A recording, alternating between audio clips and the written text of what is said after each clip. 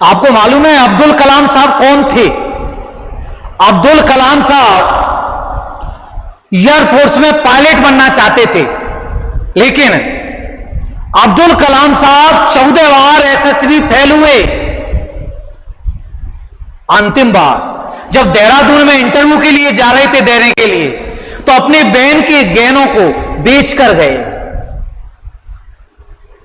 वो अंतिम क्षण था उनका। देहरादून में इंटरव्यू दिया और इंटरव्यू में वो असफल हो गए। उसके बाद टूट गए वो कि अब मैं घर कैसे जाऊं वापस। तो शाम का समय था, वो पहाड़ी की ओर चल दिए।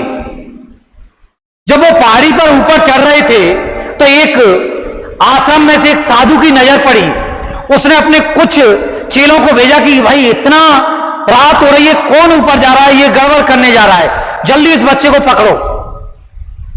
उसके चेले गए, उसको उतार कर लाए साधु के यहां। संत साहब ने पूछा कि क्या करने जा रहा है?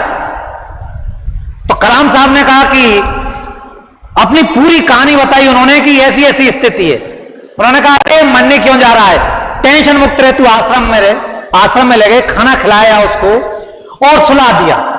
सुबह जब कलाम साहब वापस आश्रम से बाहर जा रहे थे कि अब मैं चलता हूं वापस, तो कुछ दूरी चलकर वापस पहुंचे और कहा कि पंडित जी आपका तो ईश्वर से सीधा कनेक्शन होगा,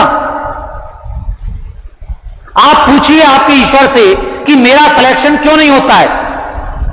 तो पंडित जी ने मुस्कुराते हुए हंसते हुए कहा कि बालक इसको ईश्वर क्या बताएगा, इसको तो मैं ही बता देता हूं।